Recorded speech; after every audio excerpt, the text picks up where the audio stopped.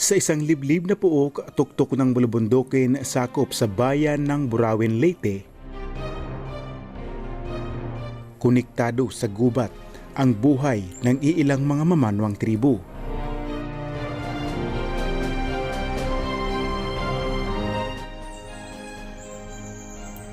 Gubat na nagdidikta ng kanilang buhay at kapalaran, nagsilbing tirahan na ngayon ay may ugnayan sa tribong Mamanwa.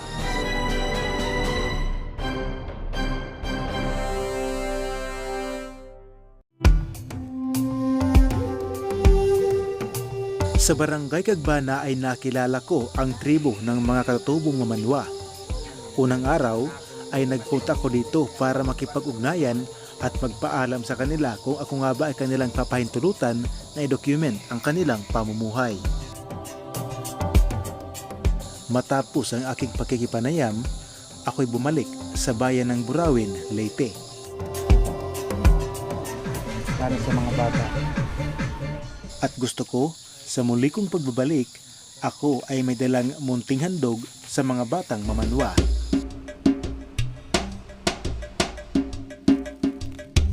Hindi pa ako nakarating sa mismong barangay, sinalubong na ako sa isa sa mga katutubong Mamanwa, si Milky Banag-Banag.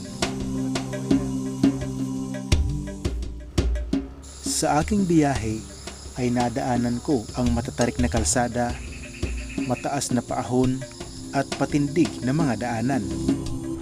Delikado to kapag tag-ulan, madulas.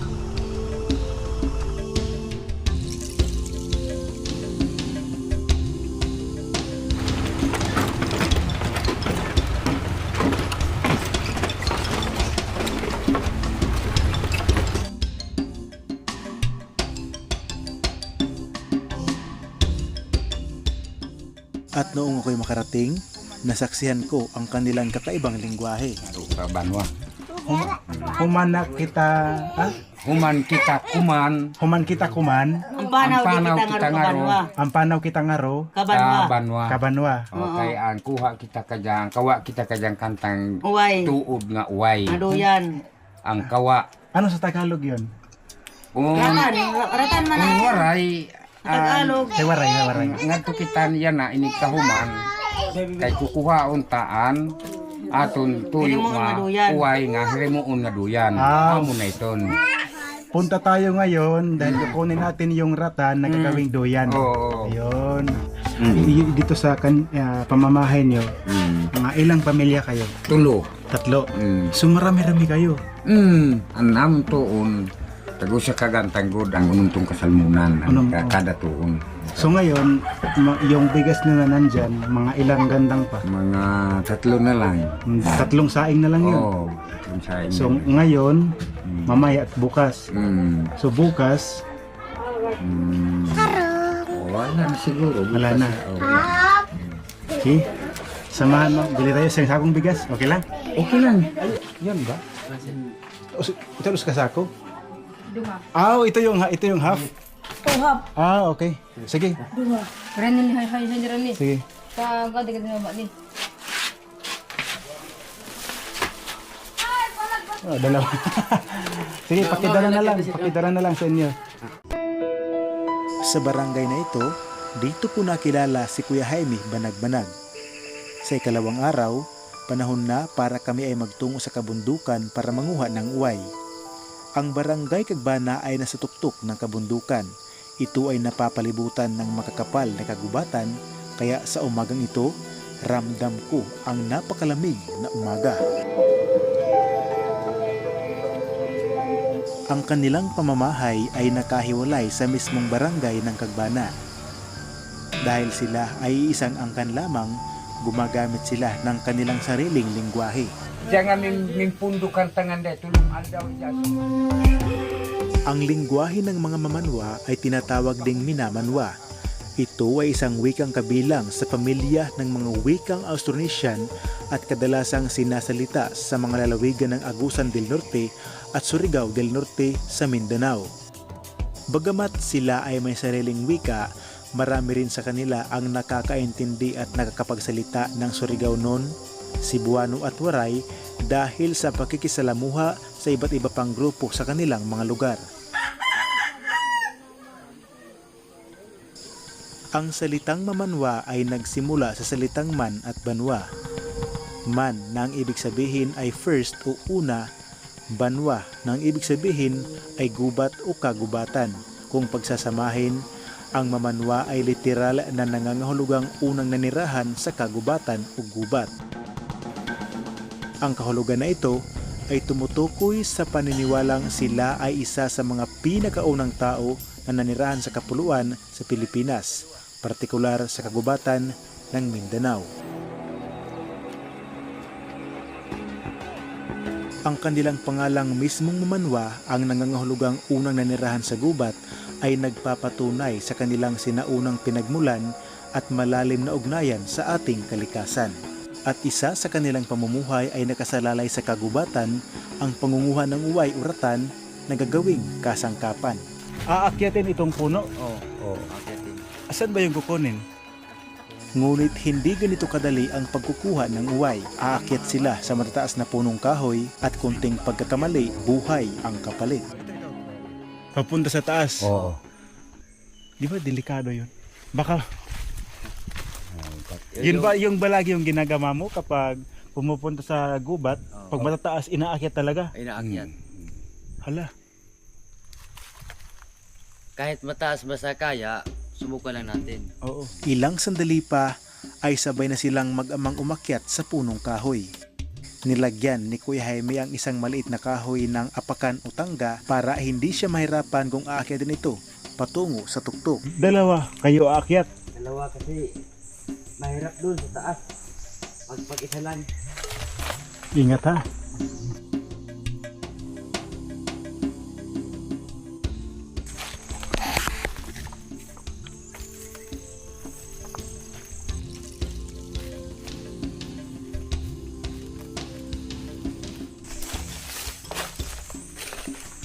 Mahirap lang ganito sir kung pag-umulan. Nagsimulang manirahan ang mga mamanwa sa gubat dahil sa kanilang sinaunang pamumuhay bilang mga hunter-gatherer o mga ngaso at tagakalap ng pagkain. Ito ay isang uri ng pamumuhay kung saan ang mga tao ay nabubuhay sa pamamagitan ng pangangaso, pangingisda at pagkalap ng mga prutas, gulay at iba pang likas na yaman na matatagpuan sa kanilang kapaligiran. Sa takbo ng mahabang panahon, sila ay naimpluwensyahan na ng modernong henerasyon. Sa kasalukuyan, marami na ang mga mamanwa ang nakikihalubilo sa modernong pamumuhay. Ngayon pa man, ang kanilang ugnayan sa gubat ay nananatiling mahalaga sa kanilang pagkakakilanlan at kasaysayan. Simula't simula pa sa kanilang kanunuan, nakaukit na sa kanilang kasaysayan na uway ay kadugtong na sa kanilang pamumuhay. Dahil sa kanilang angking galing at talino sa paggawa ng iba't ibang uri ng makalumang kasangkapan o handicraft na uway, gubat na ang kanilang nagsisilbing takbuhan dahil ito ang nagdidikta ng kanilang kapalaran. Kung para sa akin ay mataas na ang punong kahoy na kanilang inaakyat, kung gaano kataas ang uway na kanilang pakay, minsan mas mataas pa sa mga punong kahoy na ito ang kanilang sinusuong. Ang taong tulad nilang kakarampot lang ang kita, buwis buhay bago magkapera. Ngunit may mga taong milyones ang kinikita, kumakamkam pa sa salapi ng taong bayan para magkapera. Niluluha ako eh. Kasi yung ibang tao, nagpapakahirap sila para magkapera. Tapos yung mga tao naman na malalakas naman yung katawan ay gumagawa ng kasamaan para lang magkapera. Pero sila na minsan tinatawag mangmang, walang pinag-aralan, buwis buhay yung kanilang pinagdadaanan para lang magkapera. Para maranasan ko ang kanilang ginagawa, sinubukan ko ring umakyat sa matataas na punong kahoy.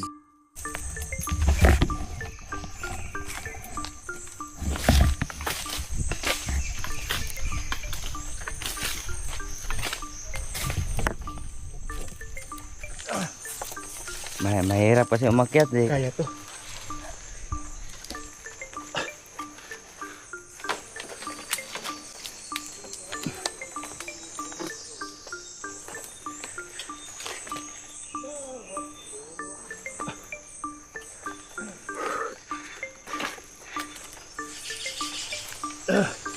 Woo! Kaya ko ang gunit, Sige. putol, Oo. ayaw bumiit. Oo. Tumumbang at to. Puputulin na. Ah. Mahaba at mataas ang baging ng uway. Dalawa silang nagtulungan. Si Kuya Jaime ay nasa pinakaitaas pa sa bahagi ng ikalawang puno at ang kanyang anak naman ay nasa baba. Kasi yung taas eh, bigat kasi. Eh! Sige! Sige! Ito na. Bitaw na. Sumabit.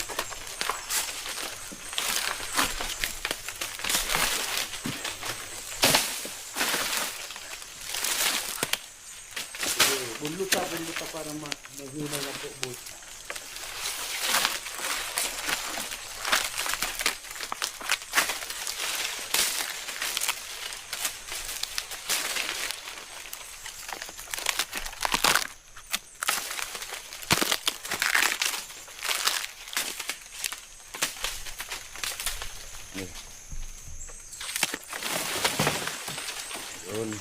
Ngayon, bababa na. Bababa na tayo. Bababa na naman.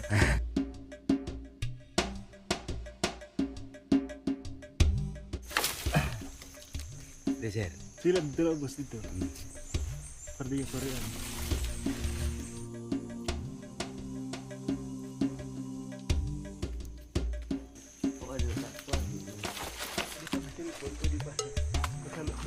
Hello, ason sa luha.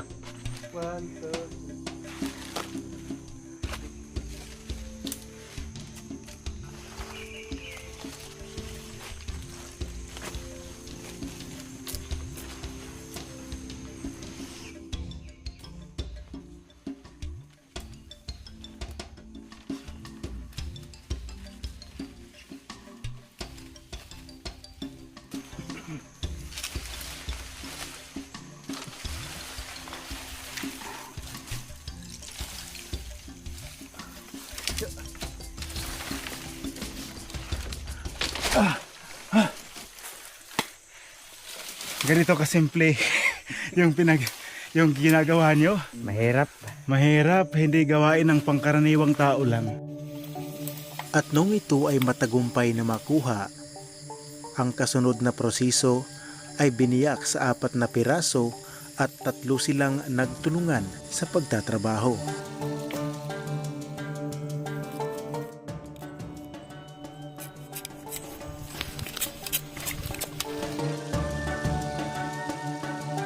Dalawang duyan ang order kay Tatay Jaime.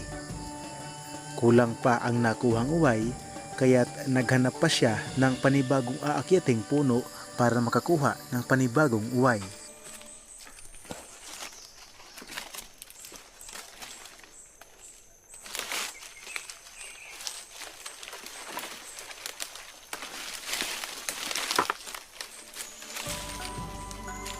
Makalipas ang ilang minuto ay nasa putol na malaking sanga na si Tatay Jaime.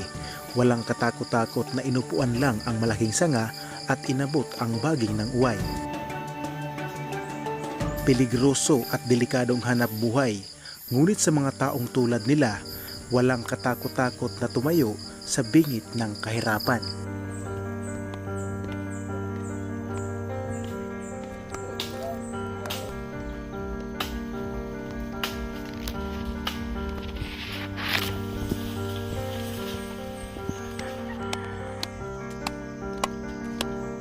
Ilang sandali pa ay nagtungo na sa lupa si Tatay Jaime.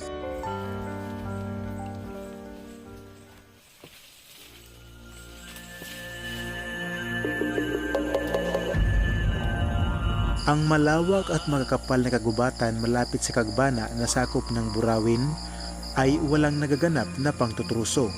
Malayang nabubuhay ang mga nilalang dito dahil malayo sa mga kamay na mapang-abuso.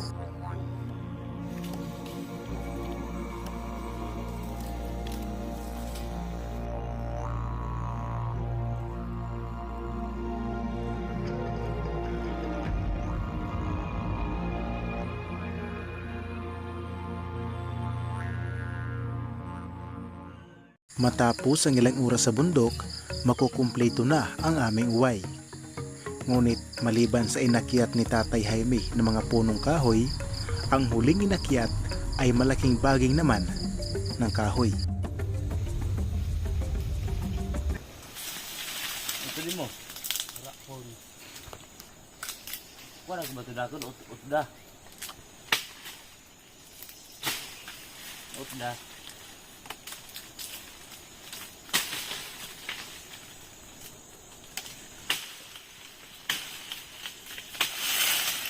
Bakbak eh.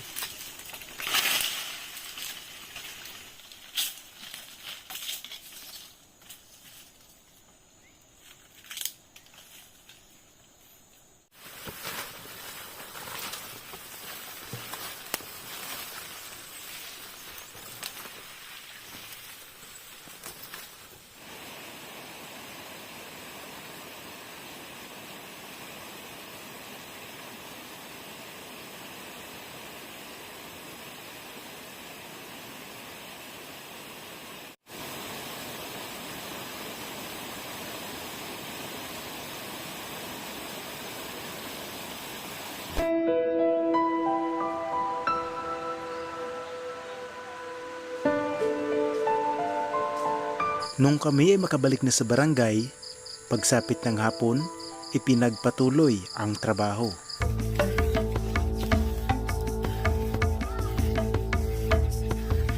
Sa gilid na sulok ng Kagbana, ang tribong naninirahan ay isa lamang ang apelyido.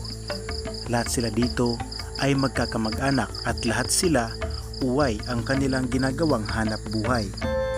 Sa loob ng mahigit 4 na dekada, may alternatibo silang produktong pampalit sa produktong uway. Inaani na ang kanilang pananim na niyog, mga gagawing kopra, ngunit hindi katulad ng uway. Ang uway na kanilang ginagawang duyan ay mas malaki ang kita kumpara sa kopra.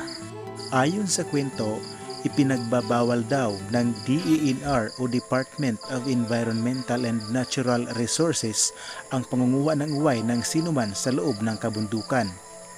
Ngunit sa kaso ng mga mamanwa, nakadikit na sa kanilang buhay at kasaysayan ang uway, simula't simula pa at nagmula pa sa kanilang kanununuan.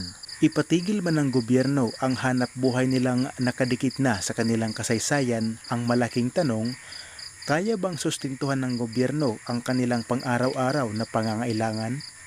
Bagkus karamihan sa kanila ay hindi kinikilala ng lipunan.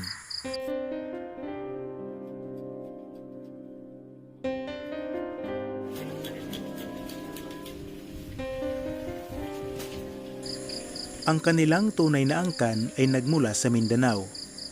Ilang dekada na ang nakalipas bago pa sila mapadpad sa isla ng Leyte o sa kalupaan ng Leyte, sila ay naninirahan sa isang maliit na barangay sakop ng San Jose de Buwan sa isla ng Samar, at sa paglipas ng mahabang panahon, sa pagnanais na makahanap pa ng ibang kabuhayan at pagkakakitaan, nagkahiwa-hiwalay ang kanilang angkan. Ang iilang mga pamilya ay napunta sa Las Navas, Northern Samar, Basay, Western Samar, at iba't ibang lungsod na sakop ng Leyte. Ang kanilang bagong binhi ng lipunan ay may halo na ng dugong Kabisayaan. Katulad ng matatanda ngayon, sila noon sa murang edad ay natutunang gumawa ng duyan. Sa loob ng isang araw, ang batang ito ay nakagawa na ng isang duyan. Ngunit practice pa lang ito at hindi pa pwedeng ibenta. Hindi katulad ng matatanda kung saan ilang dekada nang sila gumagawa ng duyan, ang kanilang gawa sa loob ng isang araw kayang makatapos ng 4 na duyan. Ang kanilang duyan ay nagkakahalaga ng 1,000 pesos ang bawat piraso. Minsan, binabarat sila at humihingi ng malaking tawad ang ilang bumibili. Ngunit pag nakikita nila ang kanilang produkto sa ibang tindahan, ang presyo ay nagkakahalaga ng 1,500 pesos. Ang mahabang kahoy o parang kahoy kung saan dyan itinatali ang uway ay tinatawag na anibong. Ang uway naman na itinatali sa barihaba ay ang tinatawag na palindog, kung saan ang duyan ay dyan isasaladang o ilalara para mahigaan ng mga tao. Bapa na gandan.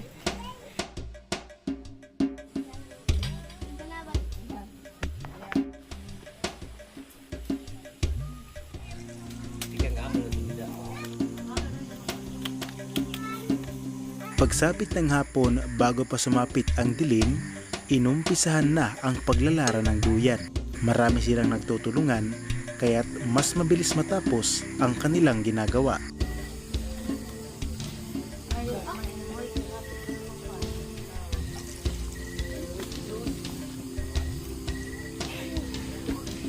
Balik pala doon nagkataas niya. Sa niya.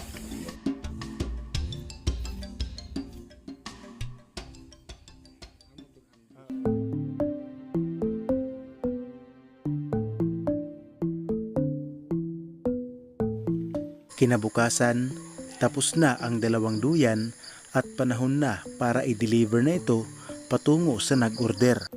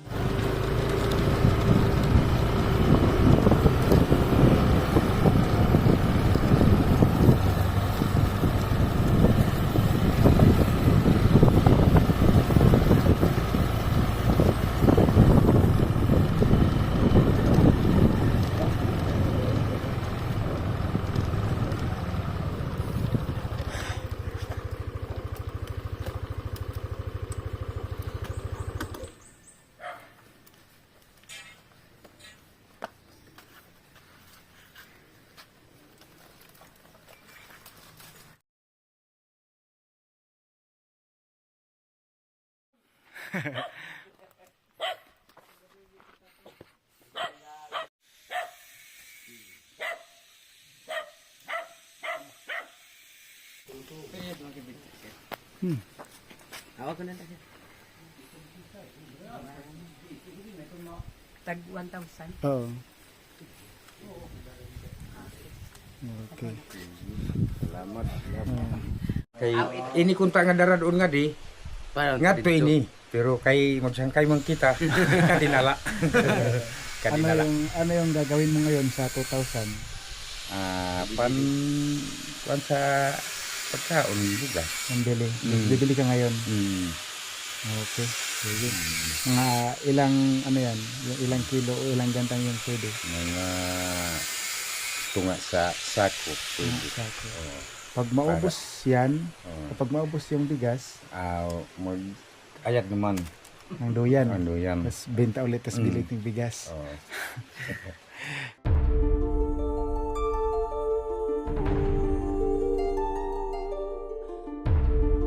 Ang mataas na puno ay daig pa ng mas matayog na pangarap. Sa malawak na kagubatan, sila ay malayang nakakapamuhay sa mundong ibabaw. Madalas, ang iilan sa kanila ay tinatawag na mangmang at walang pinag-aralan. Ang totoo, kabalintunayan ang aking nalaman. Sa loob ng 3 araw na aking pakikipamuhay, pakikiisa at paghahatid ng munting kaalaman, doon ko nalaman na ang mga taong minsan tinatawag silang mangmang at pinagtatawanan, sila ang mga taong hindi pa lubusang kilala ang kanilang tunay na katalinuhan at busilak na kalooban. Mula dito sa binansagang isa sa pinakamatandang tribo ng Pilipinas, ang kagalang-galang na tribo ng Mamanwa ng Gagbana, Burawin, Leyte. Ako po si Antonio Cabubas at ito ang Province Life TV, Discoveries, History, Explore, and Docu Network. Yay!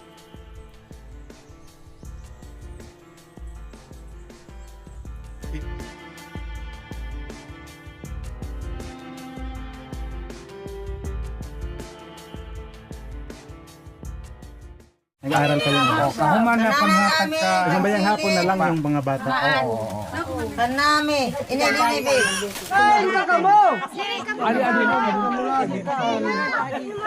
Ading di unahe no. Yung ading di unahe. Kaya pagkausapan mo. Papilia at naman oh. Dito lang eh. Atras lang eh.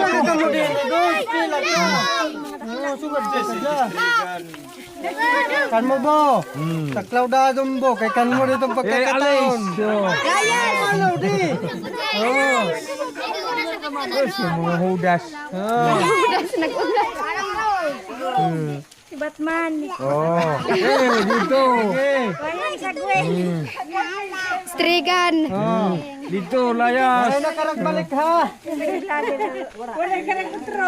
Nalobat naman siguro ni. Namula naman. Kuwara di. Ilala ka mo ay kapag uro. Sasahid ka mo ito. Pakiano taman like ko. Kaya. Kuwara ka na ani.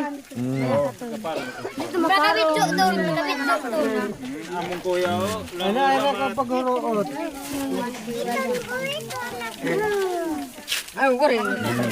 Ay kapag uruot. Yawe si Ibon. Sobra karo ko na din eh. Kaya gyapon ano? Oh, kaya gyapon. Isa na lang babae.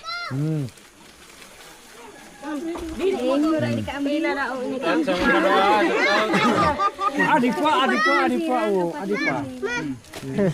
Usa pa katambak.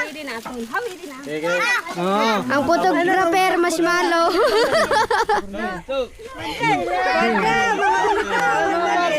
Bata pa na? Bata pa ba na? Bata pa na? Kalau bata pa na? Pili, kabalo na mo pili. Bata pa na? Kaya pakita dili kay mga bata pa man mo. Ang photographer. Kira nga balay dili. Walo. Si adi nga walo. Pwede. Or panhatag ko na la. Oh, sige. Walo.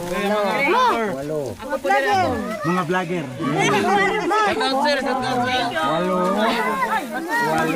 Marshmallow, sir. Malo. Tuman sige pag kumala ka nila. Ako lang. Ay, walo man. Walo ka pinikahatag, ha? Walo kahatag. Ni Marshmallow. Iton papurutan na lahira. Adi pa. Ako na lang, sir. O sige, puro tag-isa la. Ay, pakinuha. Kay tagduha. Nagsaradyo pa no gikulba ka kasi ko di ba. Okay, tulong. Oh, ako na. Uy, kamu. Ako na ning iputis na hinukon. Titoy, May dabat ang wari katagi may usap pa dito. Tag-isa. Wari ko kayo solo na karton.